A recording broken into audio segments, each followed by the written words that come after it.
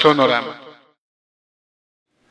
Hola, muy buenas tardes, soy el señor Eddie, aquí transmitiendo en vivo desde las oficinas del Numero Group. Aquí tenemos el placer de platicar hoy con el señor Jon Kirby sobre un release que van a hacer de un grupo desde Ohio que se llama Los Nombres, un grupo que tocó una fusión así de jazz, soul, rock latino. Así que vamos a platicar con él sobre este disco nuevo. Nomás una nota a nuestros escuchantes en español. Esto se lleva a cabo en inglés. ¿Sí? Well, thanks, Jon, for having us here. Man. Absolutely. Absolutely. Thanks for coming through. Well, tell us a little bit about this record.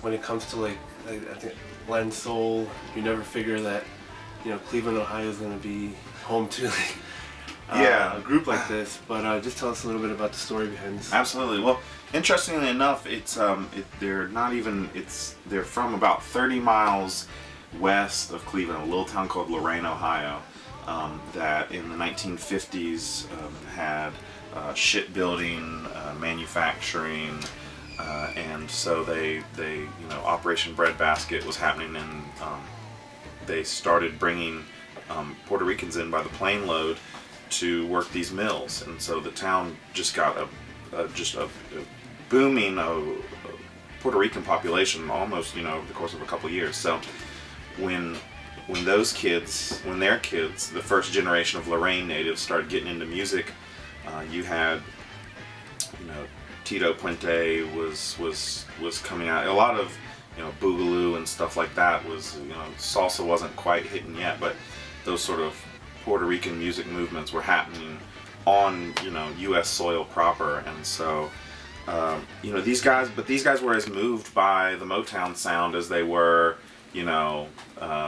merengues and stuff that their parents were listening to. They were sort of they had those sort of ideas, but they wanted to play Louie Louie and Wild Thing and stuff like that. So you get this really interesting sort of cross-pollination of these kids who definitely identified with being Puerto Rican, but also were trying to make American music. Wow.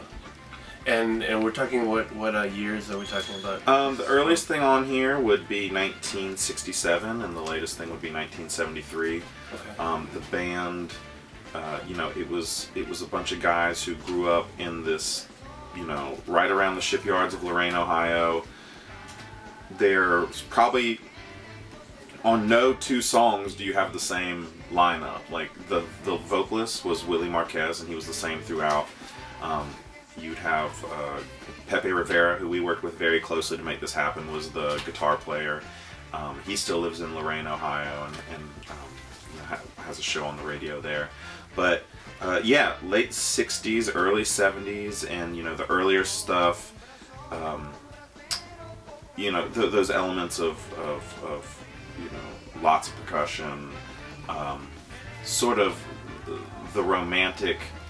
Willie Marquez, I mean, he's got one of just the most amazing voices. I always say, it could have rivaled anything on the Fania roster, because his voice is brilliant, and it's very romantic. He has those very romantic balladeering sort of qualities to it.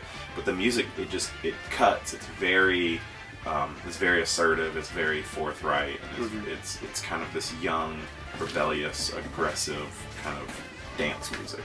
That was their whole thing, was to be a dance band. Right. Their manager, Diego Martinez, who was a sort of elder in the community who had just been involved in, anything that benefited the community, he wanted to be a part of. And so with a band like this, he was their chaperone, van driver, manager, booking agent, PR guy, sort of a one-man operation. And he said, in the first three notes, if someone's not looking for a partner, we're not doing our job. So there's a couple really cool kind of lowrider soul ballads, but then a lot of, up-tempo, real dance floor fillers. So it's only 10 songs. But in those 10 songs, there's a very sort of dynamic range of offerings from this group. Cool. And we're talking also, well, you gotta figure also late '69 with Santana also hitting the scene. And oh, absolutely. I heard samples of it, and you can definitely hear that influence of fuzzed out guitars and. Yeah, and that's something that they said, you know, was really sort of was when it was full throttle. Excuse me, when things became a full throttle sort of, you know, they really said, okay, like there's sort of the Elvis Presley of Latin America, you know, to them, you know, that guy. It said, okay, we have the green light, we can actually do this, and they have songs that are bilingual. They're, you know, alternately in Spanish and English. So, yeah, I think his influence on this group cannot be understated. They all really cite Santana as being sort of the green light to say, like, okay, we're gonna do this Latin soul thing. Yeah, right. And so this record, well, first of all, I had never heard of these guys, and I've seen this cover as a rare, you know, LP that they had. But this release actually compiles. Yeah. Several releases, right? Yeah, you're correct. Actually, the record which bared this cover originally was on Lorraine Sound. It was a local, you know, very regional record label in Lorraine, and the record that they cut with this cover had a lot of the same songs, but they were later realizations of them. They were recorded in the late 70s at Cleveland Sound, which was the biggest game in town. I mean, it's where Wild Cherry recorded and where the James Gang recorded, and you know, anybody who was going to do anything major label would go to Cleveland Sound. So when they made this record, as it was known previously, you know, they spared no expense. They had Dunn Pearson arrange a lot of the songs, who was a guy who would go on to arrange for the OJs.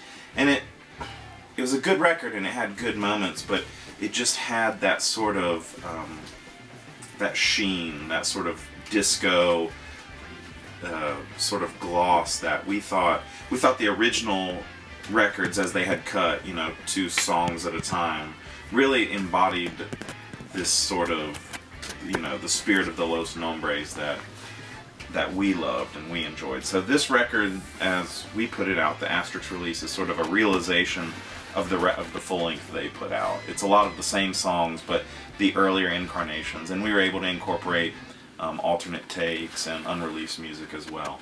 So yeah, the original version of this, if you were to find one on Lorraine Sound, would bear little resemblance sonically to the one we've put out. But yeah, so that's why we did that. This is the gatefold, right? It is, yeah. And we had a lot of great flyers, and all these flyers were, you know, they would play. There was a handful of clubs in Lorraine, you know, people passing through, you know, on their way from Chicago to New York, you know, could stop in Cleveland.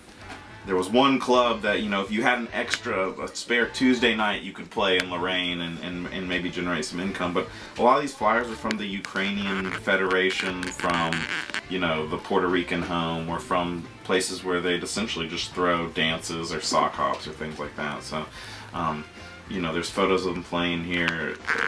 They're clearly in their teens.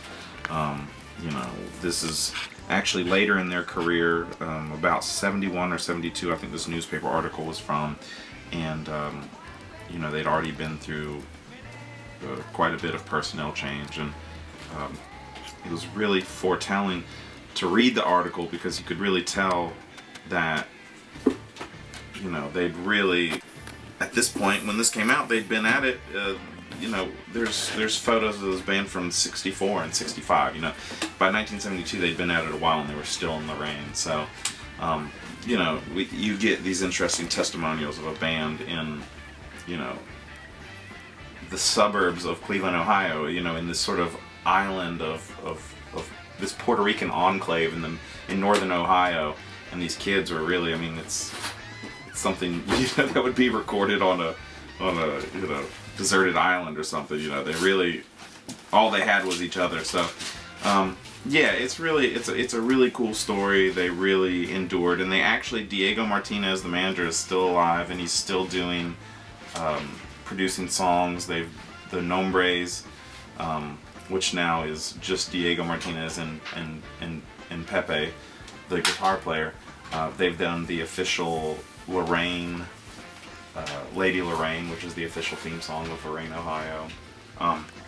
They're still active, and with the release of this record, there's been a bit of buzz in Lorraine, and there's even been talks of basically auditioning young players in Lorraine to make like a Nombres 2.0, like, you know, high school kids who were the age of the Nombres when they started playing, you know, playing some of the songs from the songbook, because it's just, you know, in terms of Lorraine, it's still one of the biggest things to come out of there. As small as it seems, you know, it was a real community project and something that, you know, they put out records into the 80s and early 90s, so everybody at some point, you know, was aware of this band, whether they were playing the state fair, they were playing, you know, a nightclub in 1967. It was, you know, they call it the international city. They boast over 50 nationalities, so you know, it's really it has become part of the Lorraine identity, I think, it's this group. So, yeah. You know, we just wanted to show that and celebrate that and sort of help say, you know, create a definitive document that says, like, you know, this was the Nombres, this is who they were. And you know, sometimes you even have to, you know, go into someone's hometown and say, look what you guys did. You know, you should be so proud. So yeah, and you know, we think it came out well, and you know, we have some releases that are 30, 40 songs, and this was 10, but we thought they were, you know, 10 that really mattered. Right. Do you want to maybe throw on something? Yeah, absolutely. I don't know. Yeah, let's check it out. I was given this one as a replacement. Alright. As good a place as any. Let's see, we should be go. This is the opener. This had to be the opener. I mean, it was just such a strong song. And this is a good song to really get a feeling for the Nombres.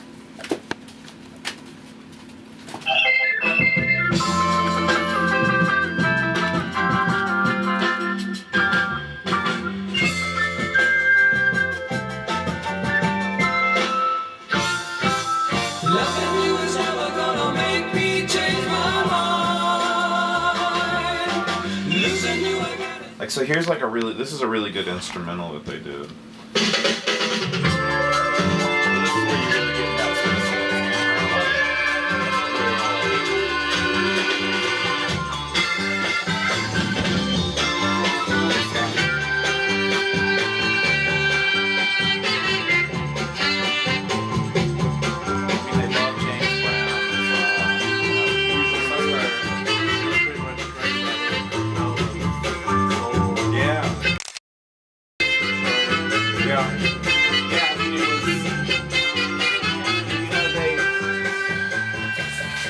You'll see probably 3 more releases that are Bodie derived. So yeah.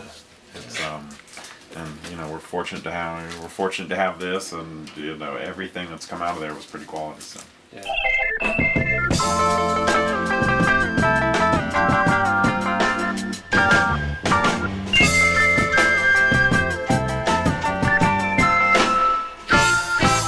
Loving you is never gonna make